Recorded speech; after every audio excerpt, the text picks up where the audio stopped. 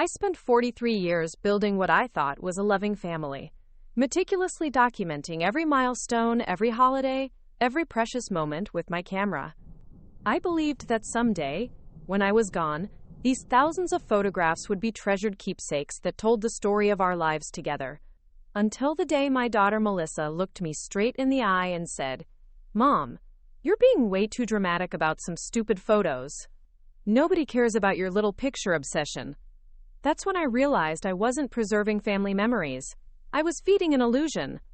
And if she thought I was dramatic about photos, she was about to discover what real drama looked like when it came to my will. Before we jump back in, tell us where you're tuning in from, and if this story touches you, make sure you're subscribed, because tomorrow, I've saved something extra special for you. My name is Arlene Long, and I've been a devoted mother and grandmother for most of my adult life. At 68, I thought I had figured out what mattered most in this world: family, legacy, and the precious moments that connect us across generations. I was wrong about so many things, but I was especially wrong about assuming that love and effort would always be recognized and reciprocated. The morning that changed everything started like any other Saturday, in my cozy Victorian home in Millbrook. I had spent the entire previous evening organizing photo albums for what I planned to be a special family gathering. My dining room table was covered with carefully arranged photo books spanning 4 decades, each one telling the story of birthdays, graduations, vacations, and quiet family moments that I had captured with the devotion of a professional archivist. I had always been the family photographer, the one who insisted on documenting everything.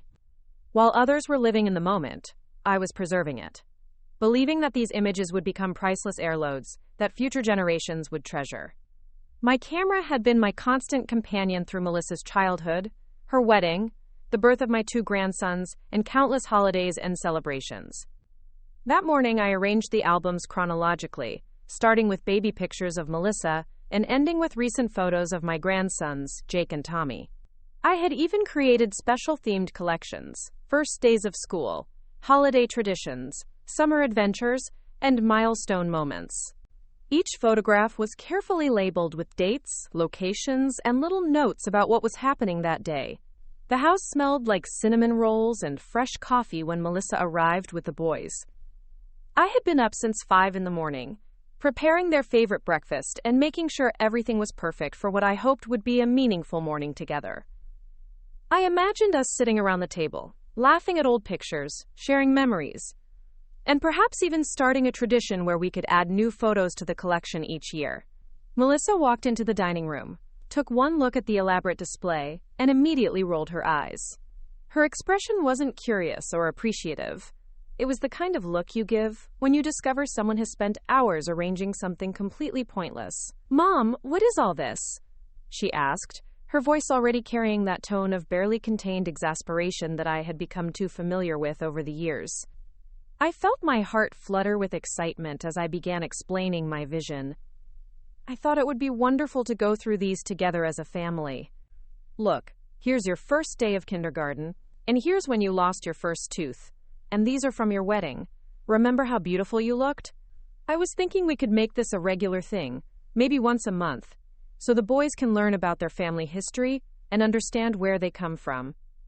Melissa picked up one of the albums, flipped through a few pages with the enthusiasm of someone sorting through junk mail, and set it back down with a sigh that seemed to come from the depths of her soul. "Mom, seriously? You want us to spend our Saturday morning looking at old pictures? The boys want to go to the arcade, and I have errands to run. Besides, we've all seen these photos a million times. They're just sitting here collecting dust anyway." I felt the first sting of disappointment, but I pressed on, hoping to convey how much this meant to me. "But honey, these aren't just photos. They're our history, our legacy.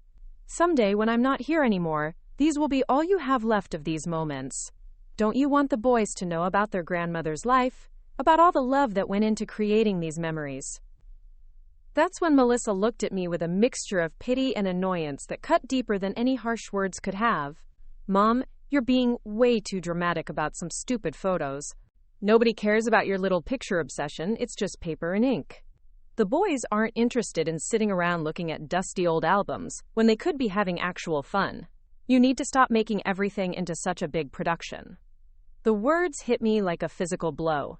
I stood there in my dining room, surrounded by 43 years of carefully preserved memories, and felt something inside me crack. Not break entirely, but develop a hairline fracture that would eventually split wide open. Jake, my 10-year-old grandson, looked up from his phone and added, "Yeah, Grandma, photos are boring. Can we just eat and go?" Tommy's already hungry, and he's being annoying. Tommy, who was 8, didn't even acknowledge the conversation. He was absorbed in some handheld video game, making electronic beeping sounds that seemed to mock the silence of my carefully arranged photographs. I forced a smile and nodded, feeling foolish for having expected something different. "Of course, sweetheart. Let's have breakfast. I made cinnamon rolls, your favorite." As I started clearing the albums from the table to make room for our meal, Melissa didn't offer to help. Instead, she stood there scrolling through her phone, occasionally showing the boys some video that made them laugh, the kind of easy, instant entertainment that apparently held more value than 4 decades of family history. During breakfast, I tried to engage them in conversation about school, friends, and their interests, but every attempt was met with one-word answers or distracted nods. Melissa was more interested in coordinating her afternoon plans via text than participating in any meaningful family interaction. As they were getting ready to leave, I made one more attempt to salvage something from the morning. "Melissa, honey, maybe we could at least pick out a few favorite photos for you to take home. I thought you might like to have some pictures of the boys when they were babies, or maybe some from your childhood." Melissa paused at the door, her hand already on the handle, and turned back to me with that same expression of barely contained frustration. "Mom, I don't need physical photos. Everything important is already on my phone or social media. These old albums are just clutter. Honestly, you should probably think about downsizing all this stuff. It's not healthy to be so attached to material things." After they left, I sat alone at my kitchen table, looking out at the garden I had spent years cultivating, and tried to process what had just happened. The house felt emptier than usual, filled with the echo of dismissive words and the weight of unappreciated effort. I walked back into the dining room where the photo albums still lay scattered across the table. Picking up one of the books, I opened it to a picture of 3-year-old Melissa on Christmas morning, her face radiant with joy as she hugged a stuffed elephant I had spent weeks hunting down in stores. In the photo, she was looking directly at the camera with such pure happiness that it made my chest ache. I remembered that morning so clearly. How she had insisted on carrying that elephant everywhere for months. How she had named it Peanut, and created elaborate tea parties where Peanut was always the guest of honor. I remembered staying up late to sew a tiny dress for Peanut when Melissa decided the elephant needed to be properly dressed for Easter Sunday. Now that same little girl, grown into a 40-year-old woman, had just dismissed these captured moments as stupid photos and clutter. The disconnect was so jarring that I began to question whether I had been living in a fantasy, projecting meaning and importance onto things that truly didn't matter to anyone but me. I spent the rest of that day going through the albums more critically, trying to see them through Melissa's eyes. Was I really just a sentimental old woman clinging to outdated traditions? Were these photographs actually meaningless collections of paper and ink, as she had so bluntly stated? But as I looked through image after image of birthday parties I had organized, holiday meals I had prepared, school events I had attended, and quiet moments I had captured, I realized something important. These photos represented more than just memories. They documented years of love, effort, sacrifice, and devotion that I had poured into building what I believed was a strong family foundation. Every photograph told a story of time I had invested, energy I had spent, and pieces of myself I had given freely, because I thought it mattered. The pictures weren't just random snapshots. They were evidence of a life lived in service to the people I loved most. That evening, I called my sister Helen, who lived 3 states away. Helen had always been more practical and direct than me, less sentimental, but also less easily hurt by other people's thoughtlessness. "Helen," I said after we had exchanged pleasantries, "can I ask you something honestly? Do you think I'm too attached to family photos? Am I being overly dramatic about preserving memories?" Helen was quiet for a moment before responding. "Arlene, why are you asking me this? Did something happen?" I told her about the morning's events, Preparing and narrating this story took us a lot of time. So if you are enjoying it, subscribe to our channel. It means a lot to us. Now, back to the story. About Melissa's dismissive reaction and the boys' complete lack of interest. As I spoke, I could hear the hurt in my own voice, though I tried to keep it matter of fact. "You know what I think?" Helen said when I finished. "I think you've spent so many years putting everyone else's needs first that you've forgotten your own worth. Those photos aren't just pictures, Arlene. They're proof of how much you've given to that family. And if Melissa can't see that, if she can't appreciate the love and effort you've put into preserving their history, then maybe it's time you started thinking about what you want, instead of what everyone else wants." Helen's words stayed with me long after we hung up. That night, I lay in bed thinking about all the times I had rearranged my schedule to accommodate Melissa's needs, all the ways I had tried to be the perfect mother and grandmother, and all the small signs I had ignored that suggested my efforts weren't as valued as I had believed. I remembered the time I had spent an entire weekend creating a scrapbook for Melissa's birthday, only to find it months later still in its gift bag, unopened. I thought about the elaborate holiday celebrations I organized each year, how I stressed over every detail to make them perfect, while Melissa often seemed more focused on getting good photos for her social media than actually enjoying the time together. I recalled the countless times I had offered to babysit the boys so Melissa could have time for herself, only to have her drop them off with minimal interaction and pick them up with barely a thank you. I thought about how she rarely called just to check on me, how our conversations were usually initiated by me and often felt one-sided. The more I reflected, the more I realized that Melissa's dismissive attitude toward the photo albums wasn't an isolated incident. It was part of a larger pattern of taking my love and effort for granted, of treating my contributions to the family as expected services rather than generous gifts. I had always told myself that this was normal, that adult children get busy with their own lives and don't always have time to properly appreciate their parents. I had made excuses for behavior that, if it had come from anyone else, I would have recognized as disrespectful and hurtful. But lying there in the darkness of my bedroom, surrounded by the silence of a house that had once been filled with the laughter and chaos of family life, I began to understand that I had been enabling this treatment by accepting it without complaint. The next morning, I decided to conduct a small experiment. Instead of calling Melissa to check on how the boys' week was going, as I usually did every Tuesday, I waited to see if she would reach out to me. Days passed without any communication. When Thursday arrived and my phone remained silent, I felt a familiar mixture of disappointment and resignation. I began paying closer attention to the dynamics of our relationship, keeping track of who initiated contact, who made effort to maintain our connection, and who seemed genuinely interested in the other's well-being. The results were more one-sided than I had wanted to admit. Over the next few weeks, I started noticing other things that I had previously overlooked or explained away. When I mentioned that I had been feeling lonely lately, Melissa's response was to suggest I join a senior center, rather than offering to spend more time together. When I shared that I was considering taking a photography class, she made a comment about how I already had enough photos to last several lifetimes. The final straw came 3 weeks after the photo album incident. I had been invited to attend Jake's school science fair, an event I had been looking forward to for weeks. I arrived early, found his display about solar energy, and spent time talking with him about his project before the official judging began. When Melissa arrived with Tommy, she seemed surprised to see me there. "Oh, Mom, I didn't know you were coming," she said, though I had specifically mentioned it during our last phone conversation. As we stood together watching Jake explain his project to the judges, I pulled out my camera to capture the moment. It was a small digital camera, nothing elaborate or disruptive, and I was being discreet about taking pictures. Melissa immediately put her hand on my arm and said, in a voice loud enough for other parents to hear, "Mom, please don't start with the picture thing again. This is Jake's moment, not your personal photo shoot." I felt my face flush with embarrassment as nearby parents turned to look at us. The implication was clear.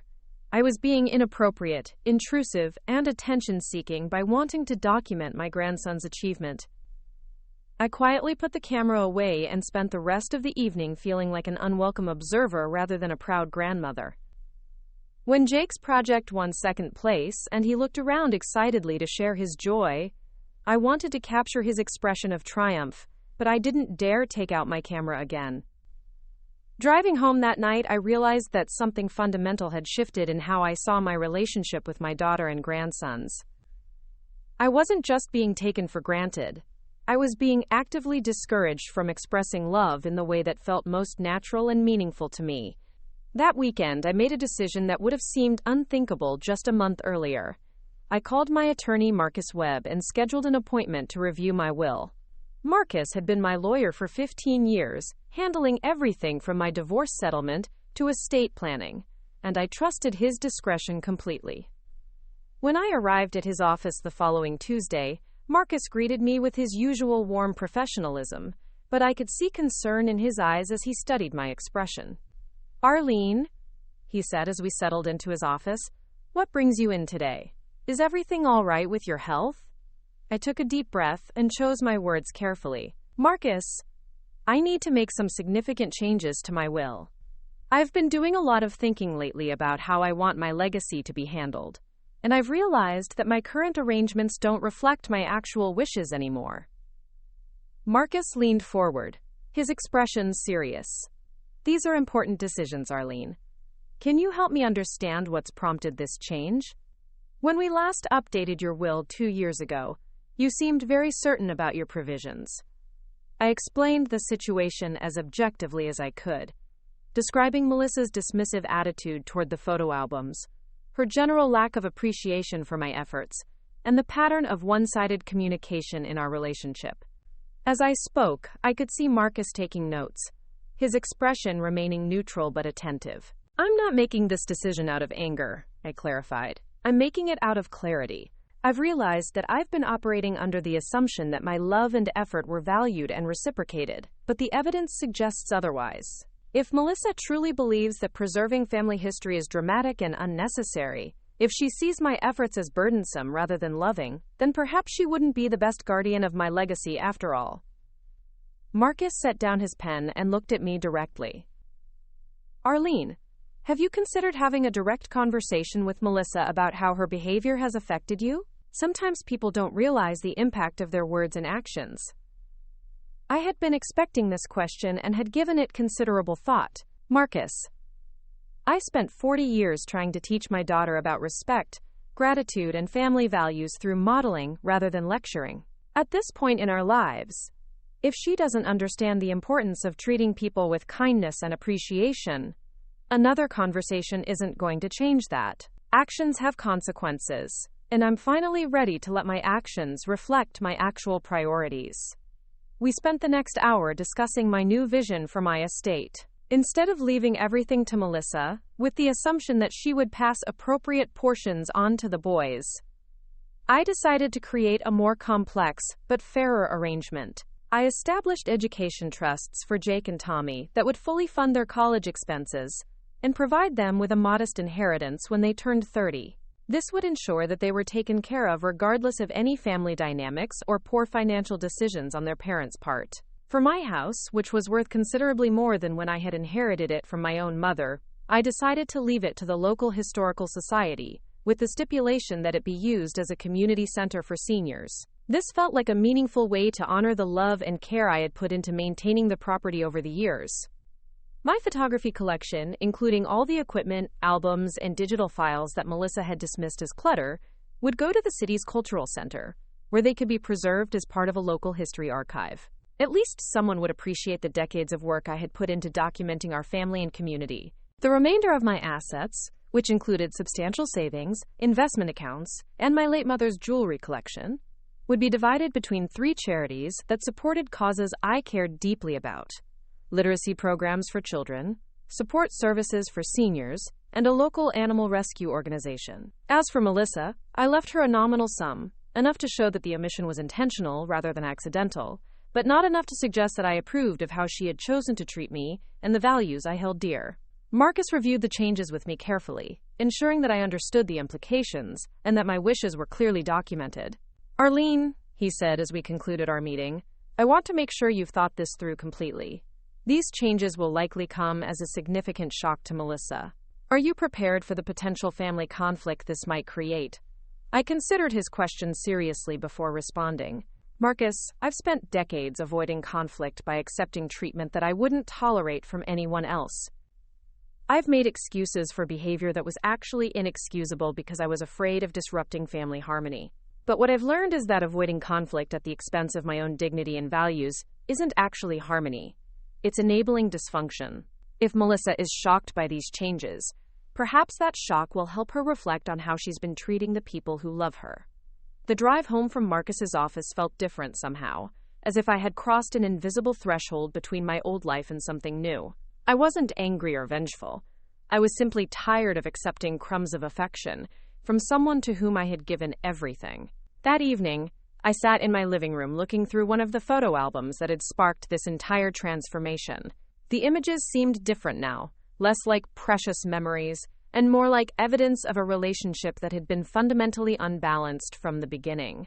I found myself wondering when exactly I had stopped expecting equal treatment and started settling for whatever scraps of attention Melissa was willing to provide. Had I been so afraid of losing her that I had forgotten to require her to actually value me? The following weeks passed quietly. I didn't mention my visit to the attorney, and I continued my normal routines without any dramatic changes to my daily behavior. I still called Melissa occasionally, though less frequently than before, and I still saw the boys when opportunities arose. But something had shifted in my perspective that made these interactions feel different. I no longer felt desperate for their approval or anxious about whether I was doing enough to maintain their affection. I had given my love freely for decades, and now I was finally free to observe whether that love was actually appreciated or simply taken for granted.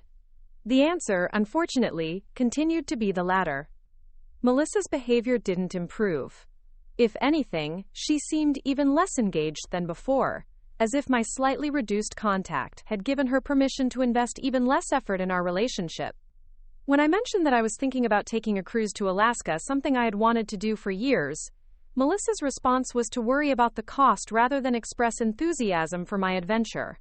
When I shared that I had been accepted into a photography club at the community center, she made a joke about my new hobby phase, as if my lifelong passion for photography was some recent whim. Each interaction reinforced my conviction that I had made the right decision about my will. If Melissa couldn't appreciate me while I was alive and actively contributing to her life, there was no reason to believe she would honor my memory or values after I was gone. More importantly, I realized that I deserved to have my legacy go to people and organizations that would actually value what I had to offer. My life's work, whether it was the photographs I had taken, the home I had maintained, or the financial resources I had accumulated, should benefit those who would appreciate and make good use of these gifts. This wasn't about punishing Melissa, it was about finally honoring myself and the values that had guided my life.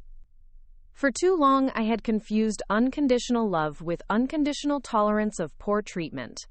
I could love my daughter without accepting her dismissive attitude toward the things that mattered most to me. As autumn arrived and the leaves in my garden began their annual transformation, I felt a similar change taking place within myself. I was still the same person who valued family, tradition, and preserving precious moments, but I was no longer willing to apologize for these values or accept criticism from people who had benefited from them for decades without offering gratitude in return.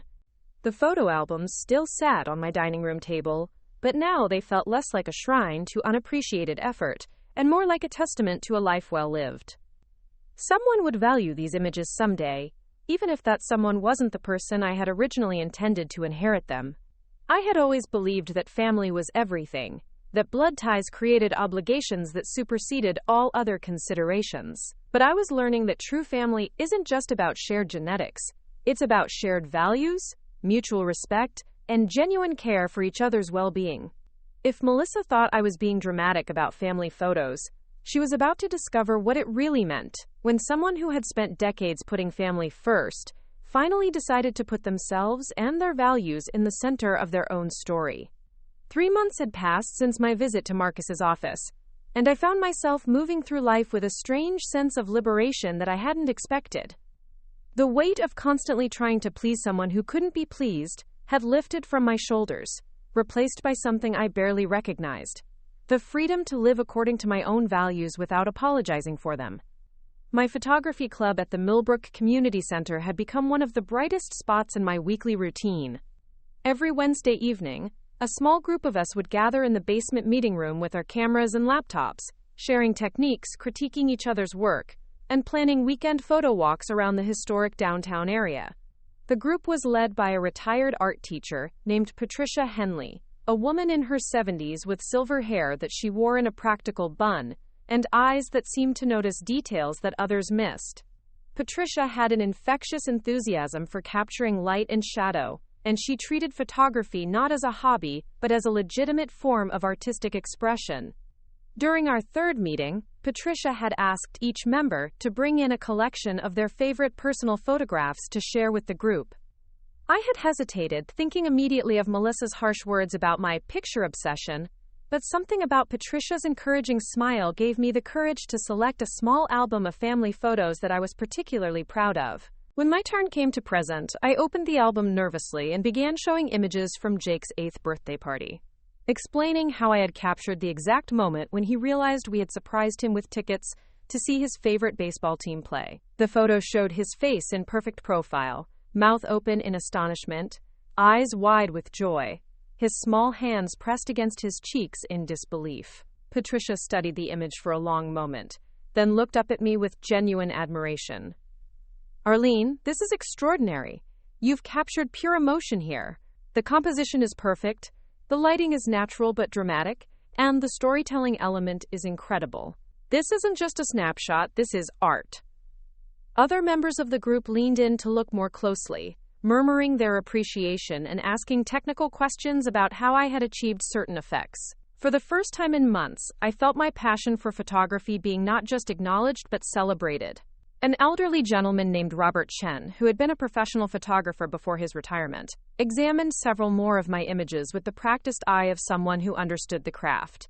"You have exceptional instincts for capturing decisive moments," he told me. "These aren't accidental good photos. These are the result of years of developing your eye and understanding your subjects." I felt tears prick at the corners of my eyes. Not from sadness, but from the overwhelming relief of being seen and appreciated for something I had poured my heart into for decades. These people understood that my photographs weren't just random picture-taking, but careful documentation of life's most precious moments. Patricia suggested that I consider entering some of my work in the community center's annual art exhibition, which would take place in the spring. The idea terrified and thrilled me in equal measure. For so long, I had thought of my photography as a private passion, something that mattered only to me and my family. The possibility that strangers might find value in my work opened up a world I had never considered. Walking home from the community center that evening, I felt lighter than I had in years. The autumn air was crisp and clean, and the streetlights cast interesting shadows on the sidewalk that made me wish I had brought my camera. For the first time in my adult life, I was surrounded by people who not only appreciated my interests, but actively encouraged me to pursue them further. That weekend, I decided to visit my old friend Dorothy Kellerman, who lived about an hour away in the neighboring town of Riverside. Dorothy and I had known each other since our children were small, but we had gradually drifted apart as our lives became more focused on our individual family responsibilities. I realized I hadn't seen her in over 2 years, though we occasionally exchanged Christmas cards. Dorothy lived in a charming craftsman bungalow that she had restored herself after her husband's death 5 years earlier. When she opened the door, her face lit up with genuine pleasure at seeing me, and she immediately invited me in for coffee and homemade apple cake. Her living room was filled with beautiful quilts that she had made, each one a work of art that combined traditional patterns with unexpected color choices. As we settled into comfortable chairs by the window, Dorothy explained that quilting had become her passion project since becoming a widow. "I never had time for anything creative when Harold was alive," she said, running her fingers along the intricate stitching of a quilt draped over the sofa. "I was too busy taking care of everyone else's needs. But now I spend hours in my sewing room, and it's like I've discovered a part of myself that I never knew existed." I found myself opening up to Dorothy about the situation with Melissa and the boys, describing the photo album incident and the growing distance I felt in our relationship. Dorothy listened without judgment, occasionally nodding in understanding as I explained how isolated I had begun to feel. "You know," Dorothy said when I finished, "I went through something similar with my son Michael about 3 years ago. He kept pressuring me to sell this house and move into a senior living facility, saying it was too much work for me to maintain, and that I was being stubborn by insisting on staying here alone. She gestured around the room, which was clearly well maintained, and filled with personal touches that reflected her personality and interests. He couldn't understand that this house wasn't just a building to me, it was my sanctuary, my workspace, my connection to Harold's memory. He saw it as a burden, but to me it was freedom. Dorothy continued. The turning point came when he showed up one Saturday with a real estate agent, without even asking my permission. He had already decided what was best for me and expected me to go along with it. That's when I realized that he had stopped seeing me as a capable adult and started seeing me as a problem to be solved. I leaned forward, recognizing something familiar in her story. What did you do?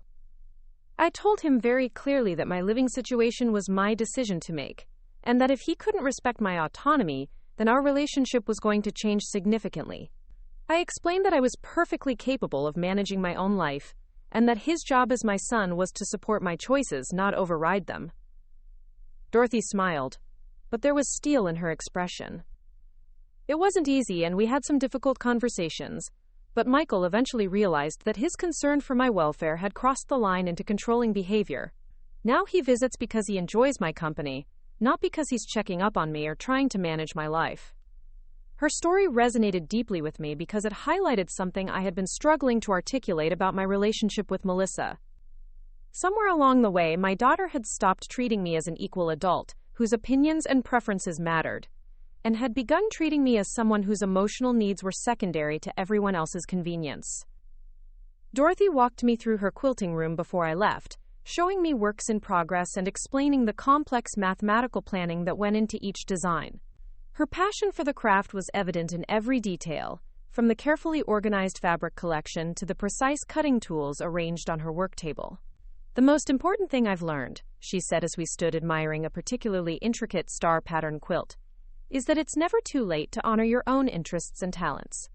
For years, I thought being a good wife and mother meant sacrificing everything else, but now I understand that having my own passions actually makes me a more interesting and fulfilled person.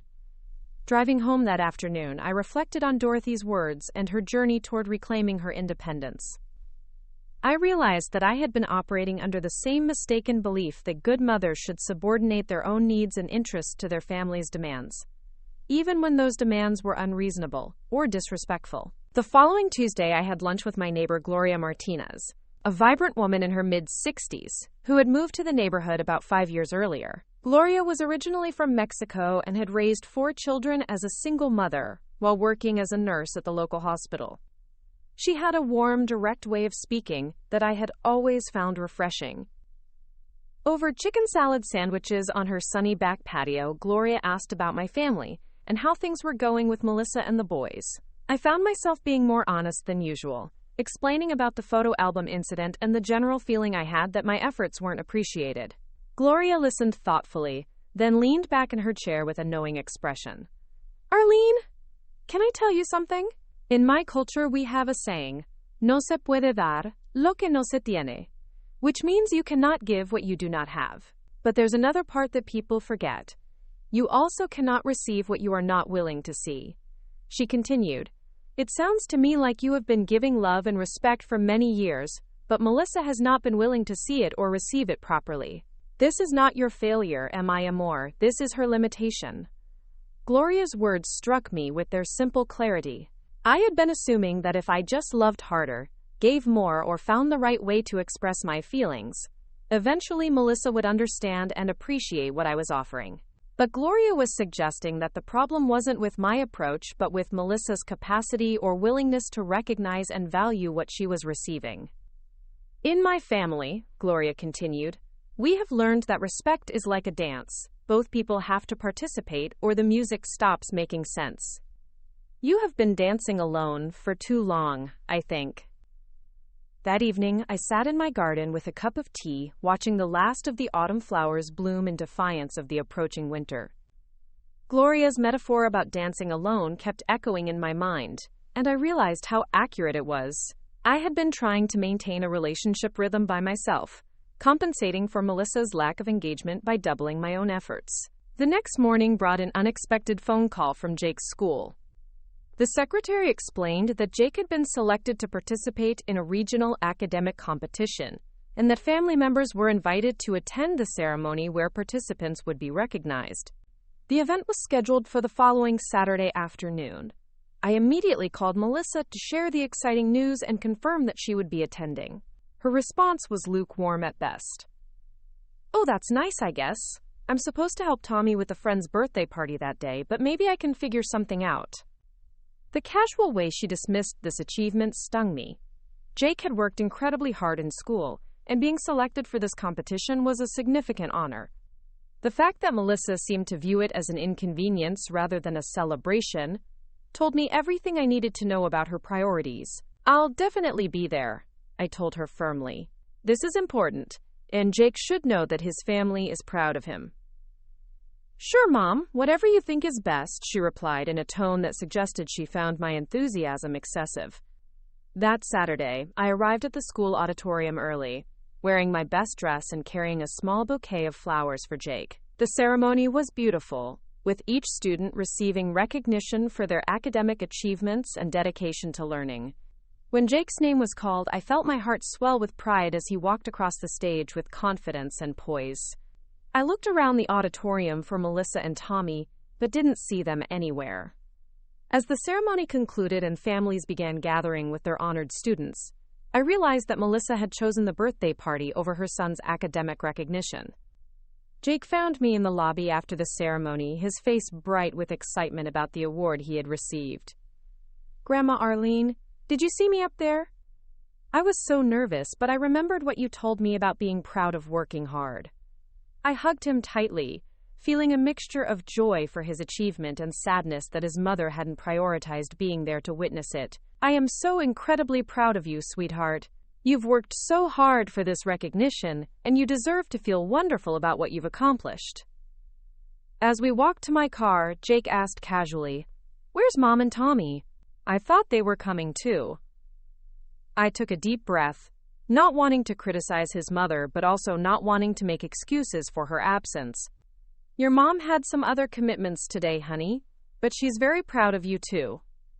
Sometimes adults have to make difficult choices about how to spend their time. Jake nodded, but I could see disappointment in his eyes that he was trying to hide. At 10 years old, he was already learning to lower his expectations rather than express hurt when the adults in his life let him down. We went out for ice cream after the ceremony, and I listened as Jake talked enthusiastically about the competition he would be participating in and the research project he was developing. His intelligence and curiosity reminded me so much of Melissa at that age, back when she had been eager to share her thoughts and discoveries with me.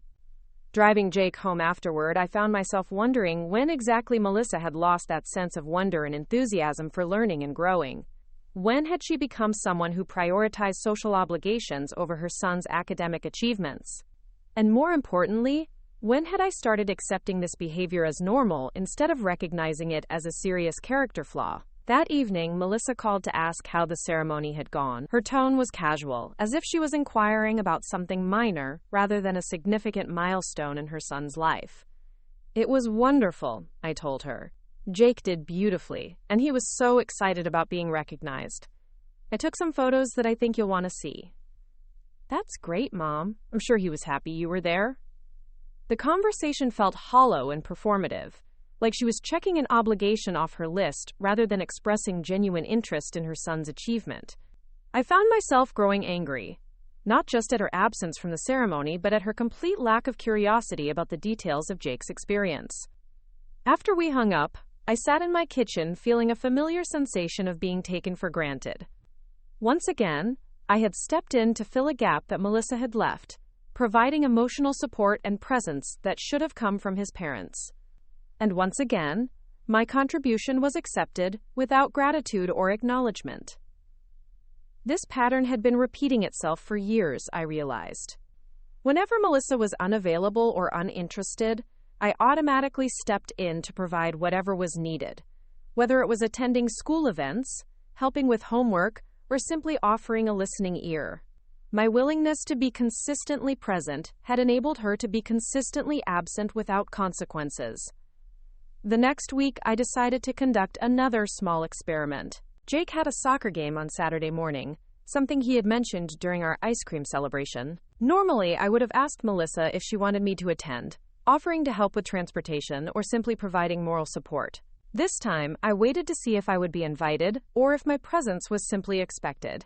Friday evening came and went without any communication from Melissa about the game. Saturday morning arrived, and I found myself getting dressed and driving to the soccer field out of habit, but I stopped myself halfway there. If my attendance at these events was truly valued, I reasoned, then someone would have made sure I knew the details and felt welcome to attend. I turned around and went home, spending the morning working in my garden instead. The physical activity of weeding and pruning felt therapeutic, and I found myself enjoying the solitude and the satisfaction of creating something beautiful through my own efforts. Around noon, my phone rang. It was Jake, calling from Melissa's phone with excitement in his voice. "Grandma Arlene, I scored 2 goals today. Mom said I should call and tell you about the game."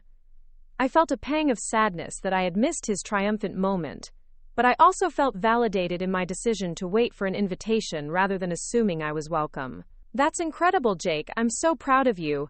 Tell me all about it." As Jake enthusiastically described each goal and the team's overall performance, I realized that hearing about his success secondhand was actually more meaningful than witnessing it would have been if I had shown up uninvited. His decision to call and share his excitement with me demonstrated a genuine connection that didn't depend on my constant physical presence. When Melissa got back on the phone, her tone was slightly apologetic. "Sorry I didn't think to invite you to the game, Mom. Things have been so hectic lately, and I just assumed you had other plans." Her explanation felt weak and insincere, but I didn't challenge it. Instead, I simply said, "Next time, please let me know if you'd like me to come. I love supporting Jake, but I don't want to intrude if it's family time." I could hear surprise in her voice when she responded. "Oh, okay. Sure, I'll make sure to let you know next time." The conversation felt different from our usual interactions, less automatic and more intentional. By establishing a boundary around my attendance at events, I had forced Melissa to actually consider whether she wanted me there, rather than simply assuming I would show up, regardless of how I was treated.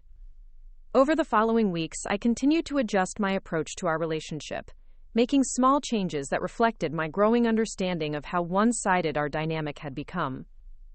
Instead of calling multiple times per week, I limited myself to one check-in call and waited to see if Melissa would initiate contact on her own. The results were telling. When I wasn't driving the majority of our communication, our conversations became much less frequent, but also more substantive. Melissa seemed to actually listen when I spoke, perhaps because she couldn't take my constant availability for granted anymore. I also stopped offering unsolicited help with the boys' activities and household tasks. Previously, I had volunteered for everything from babysitting to meal preparation, often sensing needs before they were expressed and rushing to fill them. Now I waited to be asked, and I discovered that many of the problems I had been solving weren't actually problems that needed my intervention. This shift in my behavior didn't go unnoticed. During one of our phone conversations, Melissa commented that I seemed different lately, though she couldn't quite articulate what had changed. I told her honestly that I was working on being more intentional about how I spent my time and energy, focusing on activities and relationships that brought me genuine fulfillment. The photography club continued to be a source of joy and growth in my life. Patricia had encouraged me to experiment with different subjects beyond family portraits, and I had begun taking nature photographs during long walks through Millbrook's historic downtown and surrounding countryside. The technical challenges of capturing landscapes and wildlife pushed me to develop new skills, and I found myself looking at the world with fresh eyes. During one of our evening meetings, Patricia announced that the community center's art exhibition would include a special section for photography, with cash prizes for first, second, and third place winners. The theme was Hometown Stories, and photographers were encouraged to submit images that captured the essence of life in our community. I felt a flutter of nervous excitement at the possibility of entering the competition. For so many years, my photography had been a private passion, something I did for my own satisfaction and to preserve family memories. The idea of having my work judged by strangers and potentially displayed in a public exhibition was both thrilling and terrifying.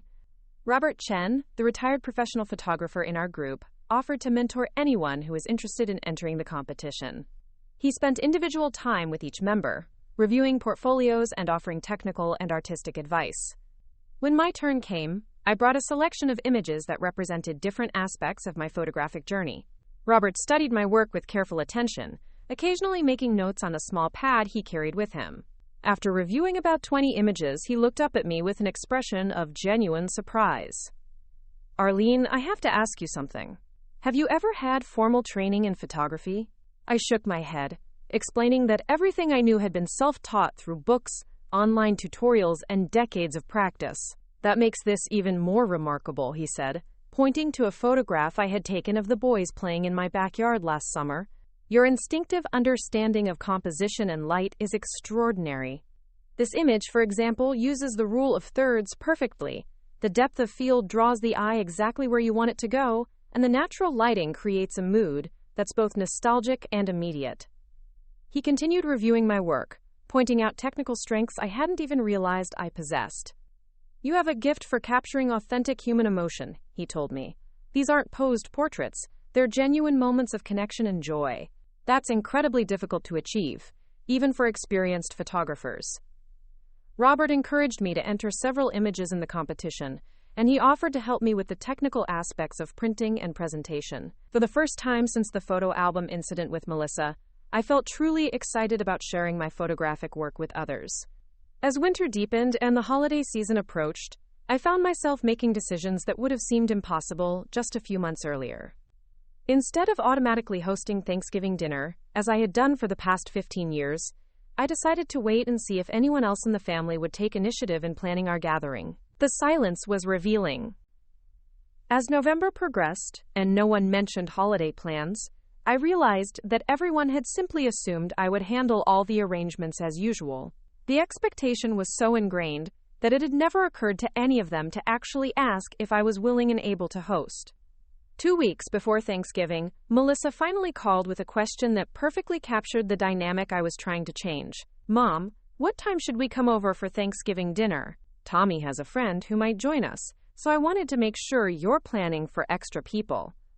I took a deep breath and responded in a calm, measured tone. "Actually, Melissa, I haven't made plans to host Thanksgiving this year. I was hoping we could discuss as a family what everyone would prefer to do for the holiday." The silence on the other end of the phone stretched long enough that I wondered if the call had been disconnected. Finally, Melissa spoke, her voice containing a mixture of confusion and irritation. "What do you mean you haven't made plans? You always host Thanksgiving. Where are we supposed to go?"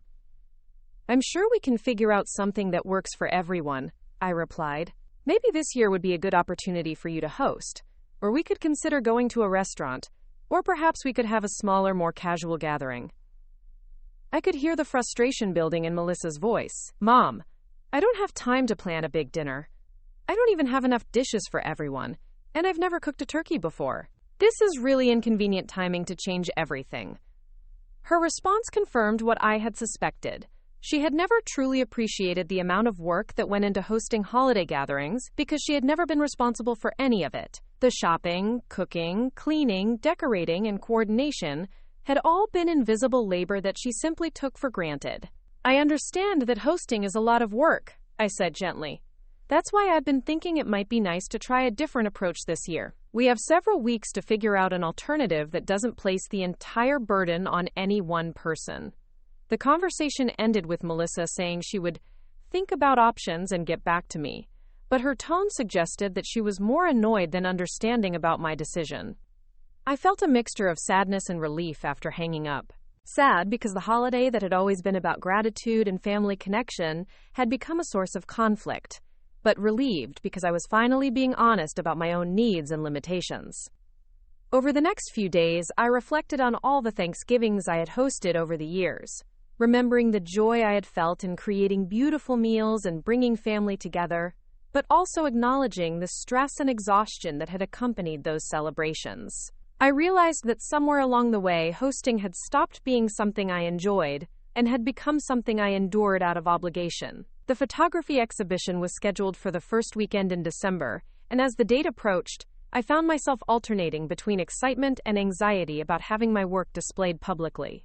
Robert had helped me select and print 3 images for submission: the photograph of Jake's surprised expression at his birthday party, a landscape shot of the Millbrook Town Square during the Autumn Festival, and a candid portrait of an elderly man feeding pigeons in the park. Each image represented a different aspect of my photographic interests and abilities. The birthday photo demonstrated my skill at capturing decisive moments and genuine emotion. The town square image showed my developing eye for composition and my ability to tell a story about place and community. The portrait of the man with the pigeons revealed my growing confidence in photographing strangers and finding beauty in everyday encounters. Patricia and several other photography club members planned to attend the exhibition opening together, and I felt grateful to have their support as I prepared to share my work with a broader audience. The community center had transformed their main gallery space into a professional-looking exhibition space, with proper lighting and elegant display methods that made even amateur work look sophisticated. The morning of the opening, I woke up feeling nervous but also proud of how much I had grown as both a photographer and a person over the past few months.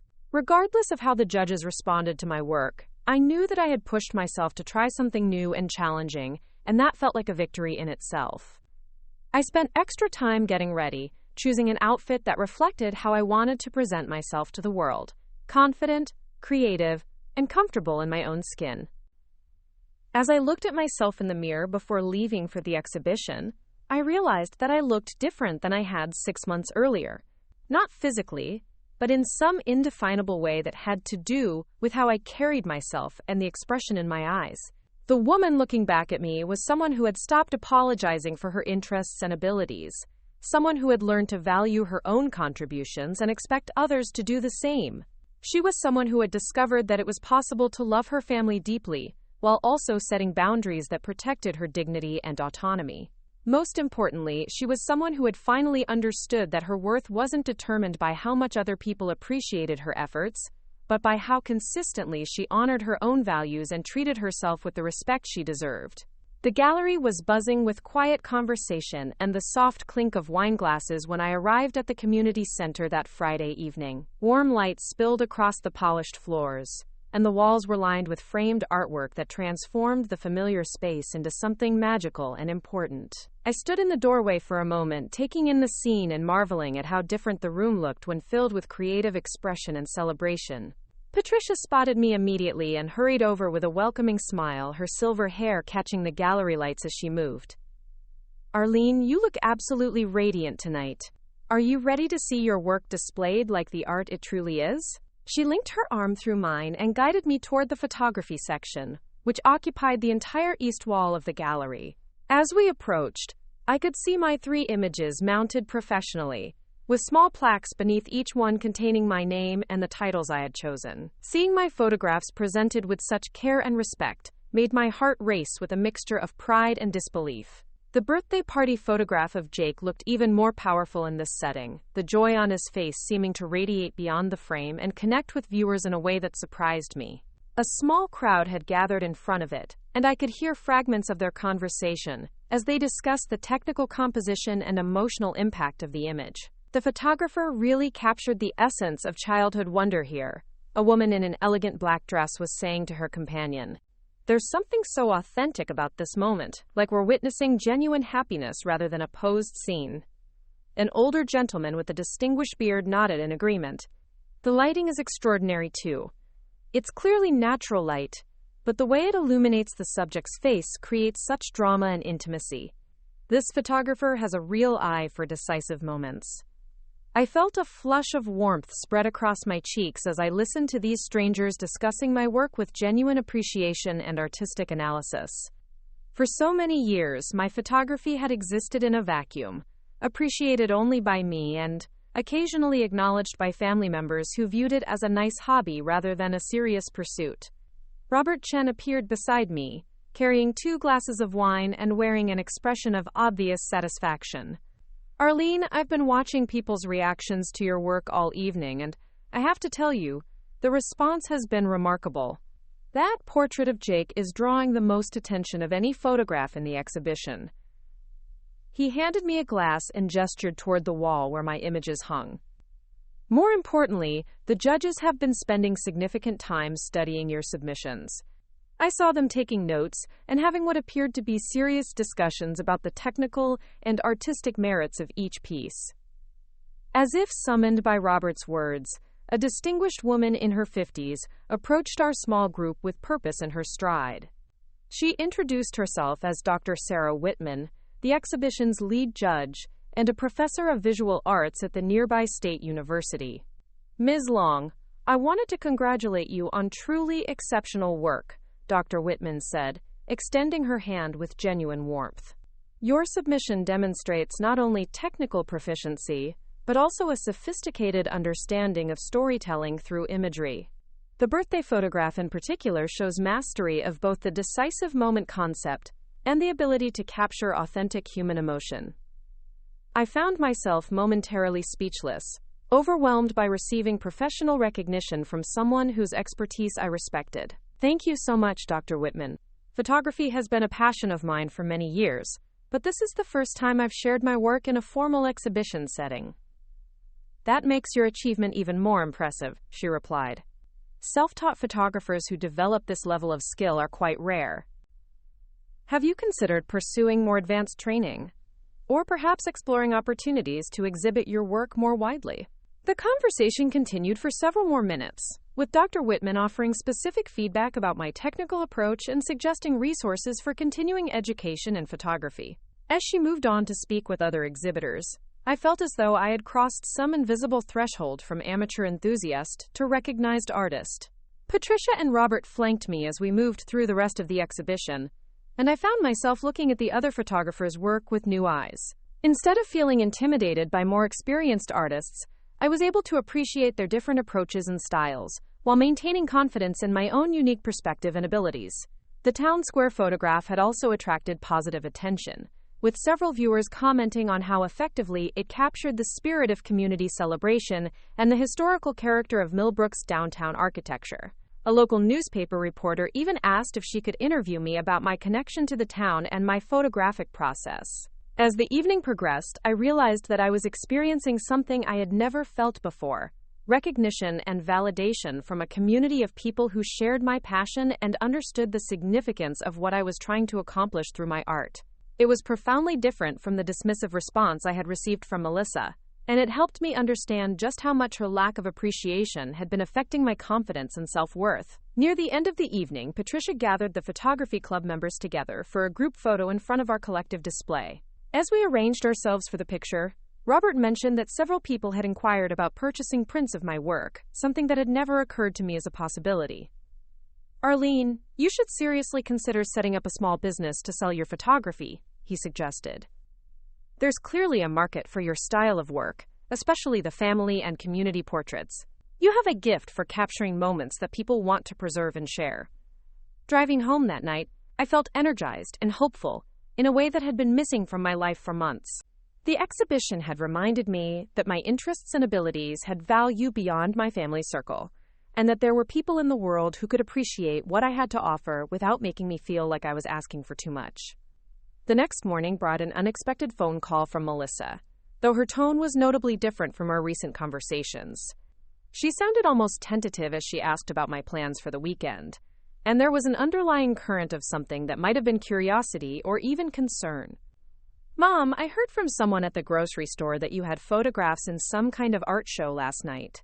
I didn't even know you were involved in anything like that.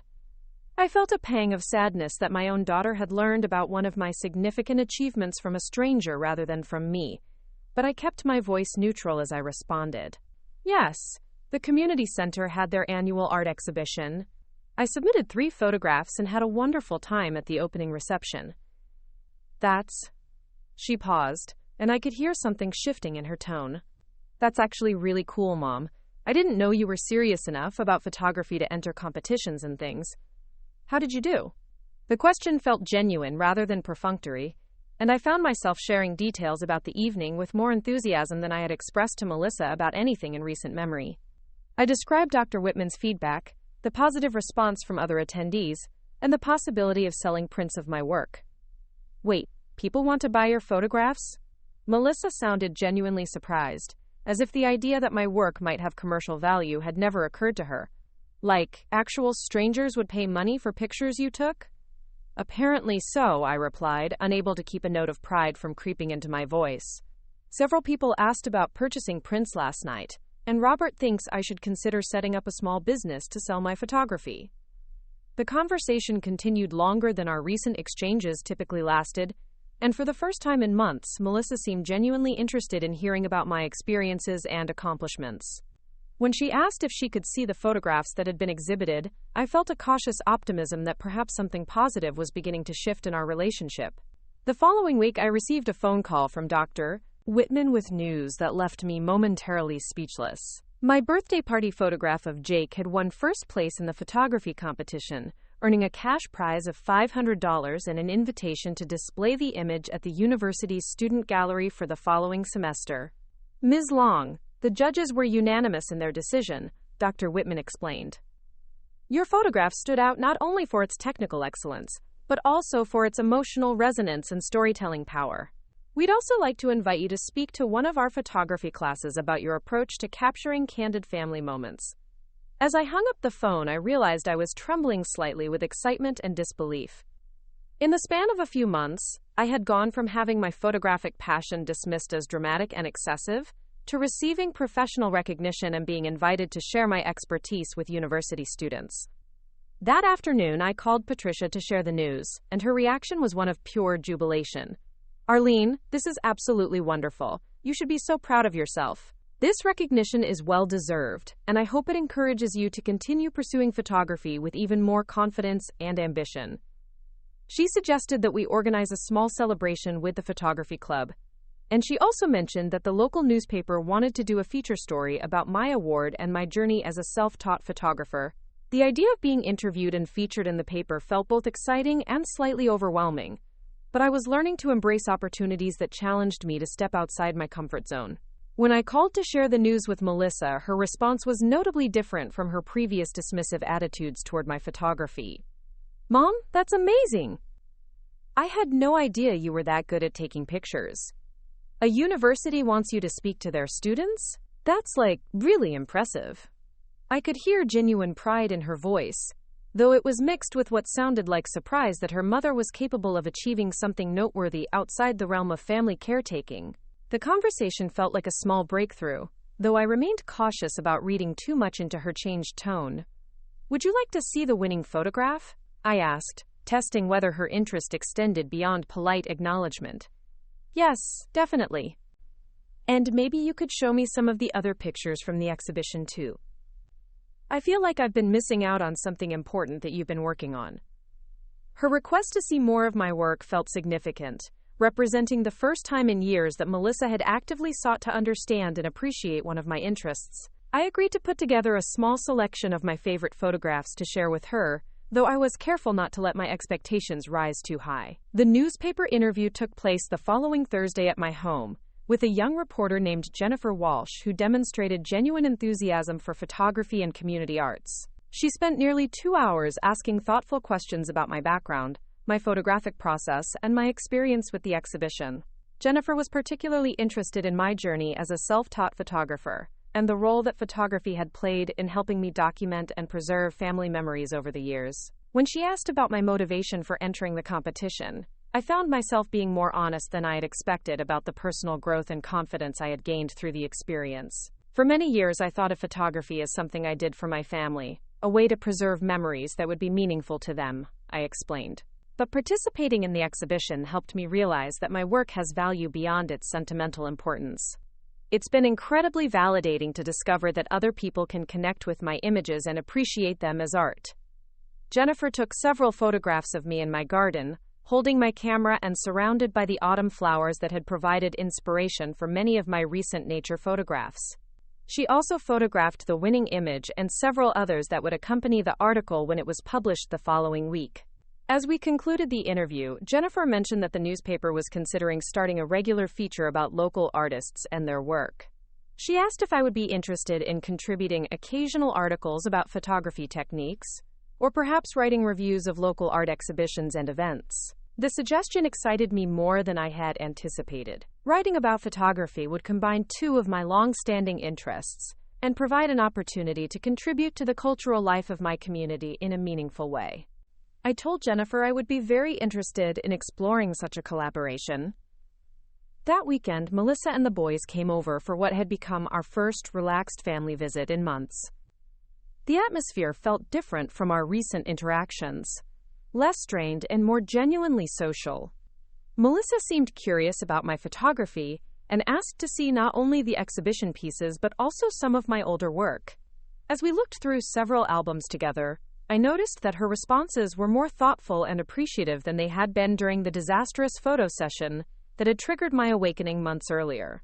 She commented on specific images that caught her attention and asked questions about my technical approach and the stories behind certain photographs. Jake and Tommy also showed more interest than they had previously, perhaps picking up on their mother's changed attitude or simply responding to the external validation my work had received. Jake was particularly fascinated by the winning photograph of himself and wanted to understand how I had captured that exact moment of surprise and joy. "Grandma Arlene, I didn't even know you took this picture," he said, studying the image carefully. "I remember being surprised about the baseball tickets, but I had no idea you were photographing me. How did you know to take the picture right then?" I explained my approach to candid photography, describing how I had learned to anticipate emotional moments and position myself to capture them without interrupting the natural flow of events. Jake listened with genuine interest, asking follow-up questions that demonstrated he was beginning to understand photography as a skill, rather than just random picture taking. The visit concluded with Melissa asking if I would be willing to take some family portraits for their Christmas cards, a request that felt like a significant shift from her previous dismissive attitude toward my photography.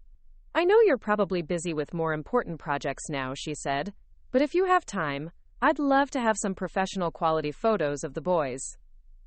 I agreed to the portrait session, though I was careful to establish that it would be a planned appointment rather than something I would fit around their convenience. This small boundary felt important as I continued to redefine our relationship dynamic in ways that respected my time and expertise. The newspaper article was published on a Wednesday morning, and by that afternoon, I had received several phone calls from people in the community who had seen the feature and wanted to compliment my work or inquire about photography services. The response was overwhelming in the best possible way, making me realize that I had been significantly underestimating both my abilities and the potential market for my skills. One particularly interesting call came from Margaret Stevens, the director of the Millbrook Historical Society. She explained that the organization was working on a project to document the stories and faces of longtime community members, and she wondered if I would be interested in serving as their volunteer photographer for the initiative. "We've been looking for someone who understands how to capture personality and emotion in portraits," Margaret explained. "Your work in the exhibition demonstrated exactly the kind of sensitivity and skill we need for this project. It would involve photographing and interviewing elderly residents who have lived in Millbrook for 50 years or more." The project sounded fascinating and meaningful, offering an opportunity to combine my love of photography with community service and historical preservation. I agreed to meet with Margaret the following week to discuss the details and timeline for the project. That evening, as I sat in my living room reviewing the day's events, I realized that my life had transformed in ways I couldn't have imagined just 6 months earlier. I had gone from feeling invisible and underappreciated within my own family to being recognized as a talented artist and valued community member by people who had no obligation to encourage or validate me. The contrast was stark and enlightening. While I had spent years trying to earn appreciation from Melissa and the boys through constant service and accommodation, I had discovered genuine recognition and respect by pursuing my own interests and sharing my authentic talents with the world. This realization brought a mixture of satisfaction and sadness. I was thrilled about the new opportunities and relationships that were developing, but I also felt grief about the years I had wasted trying to force appreciation from people who were either unable or unwilling to see my value. The following week brought another unexpected development when Dr. Whitman called to discuss a proposition that left me genuinely stunned. The university was offering a continuing education course in advanced photography techniques, and they wanted me to serve as a guest instructor for the section on family and portrait photography. Your approach to capturing authentic moments would be invaluable to our students, Dr. Whitman explained. We rarely have the opportunity to work with someone who combines technical skill with such natural instincts for human connection and storytelling.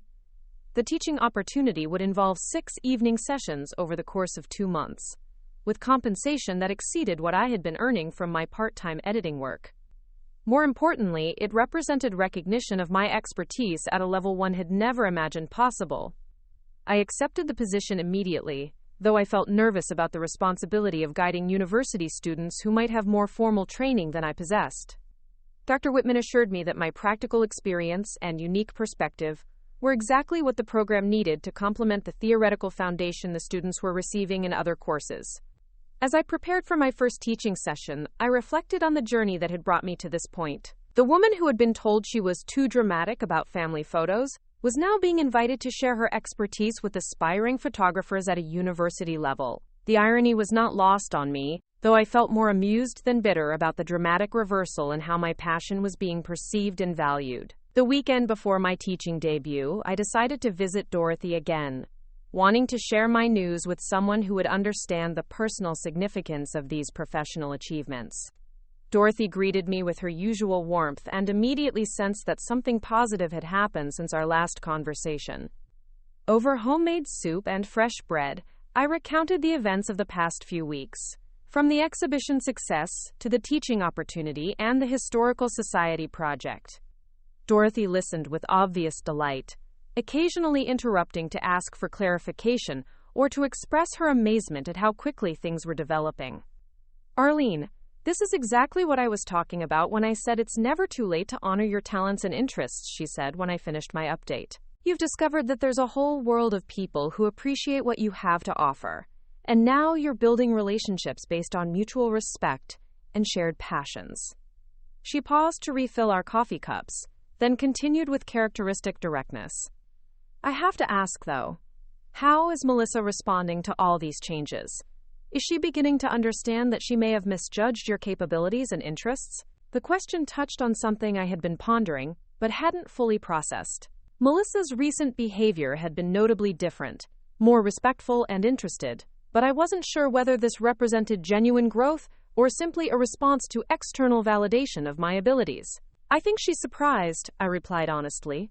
"She seems to be recognizing that I'm capable of achievements she hadn't considered possible. But I'm not sure if she truly understands how her previous dismissiveness affected me, or if she's just adjusting her attitude because other people are now taking me seriously." Dorothy nodded thoughtfully. "That's a very mature way to look at it. The important thing is that you're not depending on her approval anymore. You've found your own sources of validation and purpose, which puts you in a much stronger position regardless of how she chooses to respond." Her observation was accurate and important. I had discovered that I didn't need Melissa's appreciation to feel fulfilled and valued, though I was cautiously hopeful that our relationship might improve as she witnessed my growing confidence and independence. The conversation with Dorothy helped clarify something that had been developing in my mind over the past few weeks. My decision to change my will hadn't been driven by revenge or spite, but by a clear-eyed assessment of who was most likely to honor and preserve the things that mattered to me. If Melissa couldn't appreciate my contributions while I was alive and present, there was little reason to believe she would cherish my legacy after I was gone. My first teaching session at the university exceeded my expectations in every way. The 12 students in the class were enthusiastic and engaged, asking thoughtful questions about my approach to family photography and sharing their own challenges with capturing authentic moments rather than staged poses. I had prepared extensively for the session, creating handouts that outlined my techniques for anticipating emotional moments, working with natural light, and building rapport with subjects. But the most valuable part of the evening came during the hands-on exercise, where students practiced the methods I had demonstrated while I provided individual feedback and encouragement. One student, a young woman named Ashley who was studying photojournalism, commented afterward that my approach had given her new insights into the relationship between photographer and subject. "You make it seem so natural and unforced," she said. "I've been so focused on technical settings that I forgot about the human connection aspect of photography."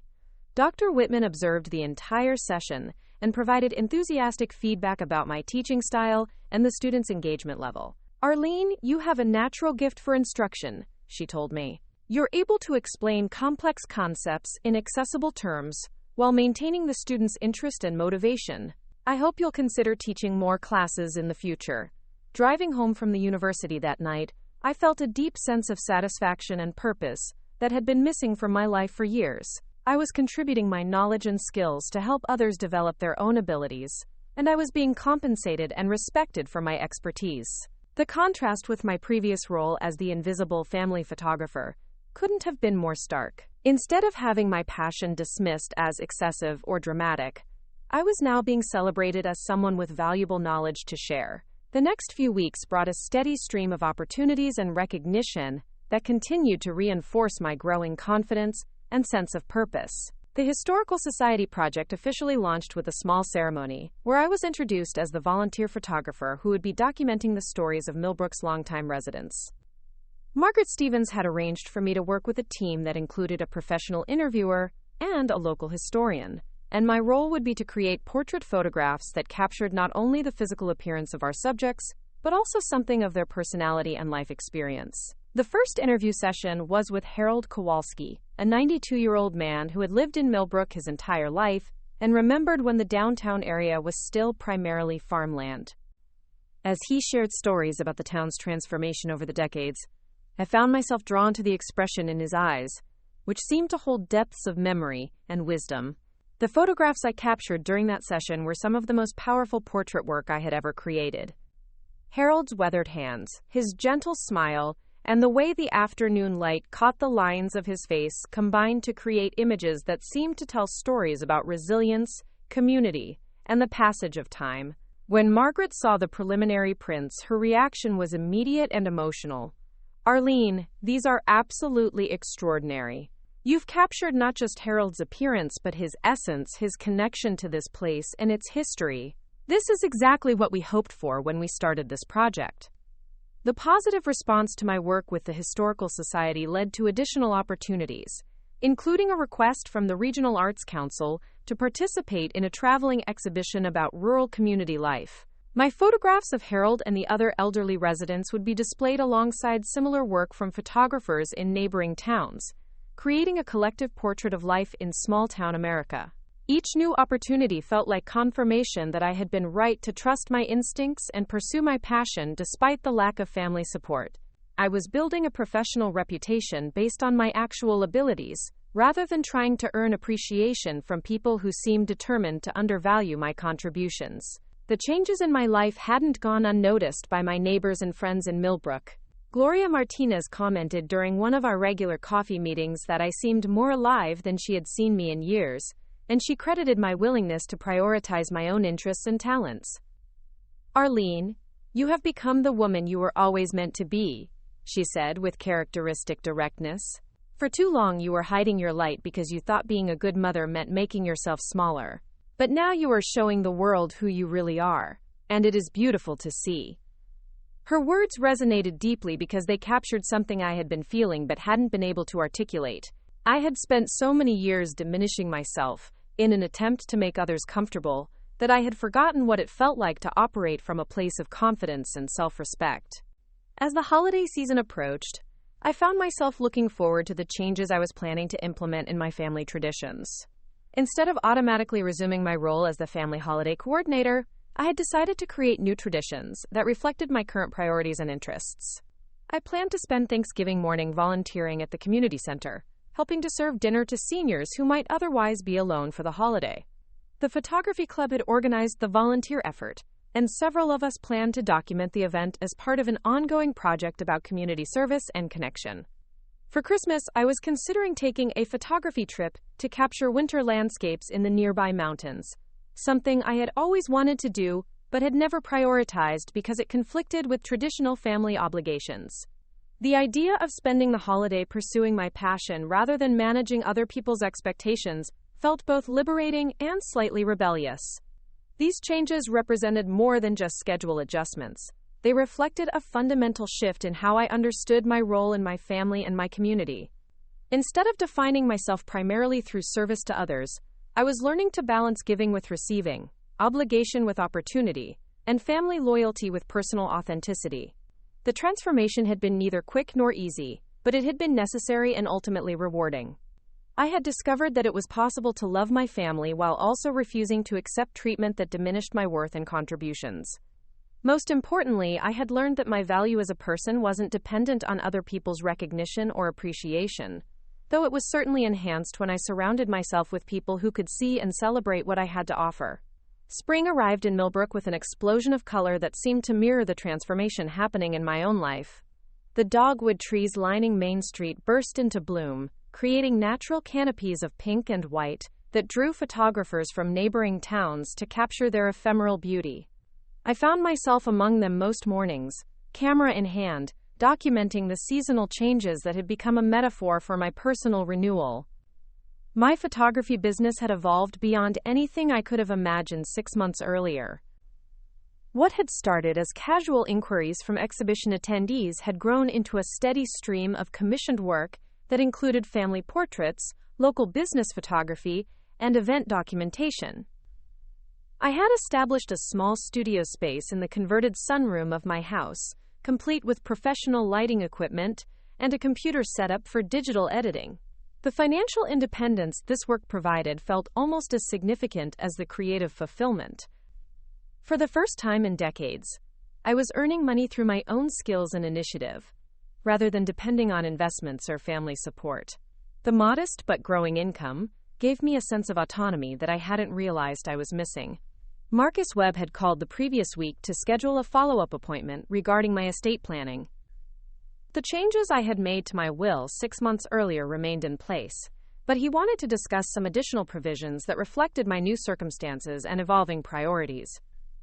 Arlene, given the success of your photography business and your growing involvement in community projects, you might want to consider establishing a small foundation to support arts education in local schools, Marcus suggested during our meeting. This would allow you to create a lasting legacy that reflects your values while providing tax benefits during your lifetime. The idea intrigued me because it offered a way to ensure that my passion for photography and visual arts would continue to benefit others long after I was gone. We discussed the possibility of funding equipment purchases for school art programs and providing scholarships for students who showed promise in photography but lacked the financial resources to pursue advanced training. The foundation could also support the Historical Society's documentation projects, Marcus continued. Your work with elderly residents has created a valuable archive that future generations will appreciate, and establishing ongoing funding would ensure that such projects continue. As we refined the details of this new addition to my estate plan, I felt a deep satisfaction in knowing that my legacy would support causes that aligned with my deepest values. The money that might have gone to someone who couldn't appreciate my contributions would instead nurture the artistic talents of young people and preserve the stories of community elders.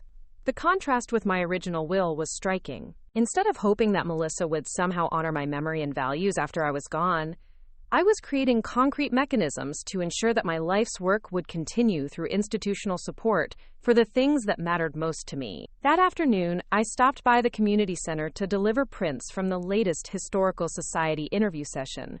Harold Kowalski's photographs had been featured in the regional newspaper, generating interest from other towns that wanted to start similar documentation projects. Margaret Stevens greeted me with obvious excitement about expanding the program. Arlene, we've received calls from historical societies in 3 neighboring counties asking if you'd be available to train their volunteer photographers, she explained. There's growing recognition that we need to capture these stories before we lose the people who lived them, and your approach has become something of a model for other communities. The prospect of traveling to share my techniques with other photographers felt both challenging and rewarding. I agreed to develop a workshop curriculum that could be adapted for different communities, combining technical instruction with guidance on building rapport with elderly subjects and creating comfortable interview environments. This expansion of my work meant that my influence would extend far beyond Millbrook, helping to preserve the stories and faces of elderly residents across the entire region. The project represented exactly the kind of meaningful contribution I had always wanted to make but had never imagined was possible through my photography. Walking home from the community center, I reflected on how dramatically my sense of purpose had shifted over the past year. Instead of measuring my worth through other people's approval or appreciation, I was finding fulfillment through work that made a tangible difference in my community and beyond. The evening brought an unexpected phone call from Jake, who had been selected to participate in a summer photography camp at the State University. His excitement was infectious as he described the program and asked if I would be willing to help him prepare for the application portfolio requirement.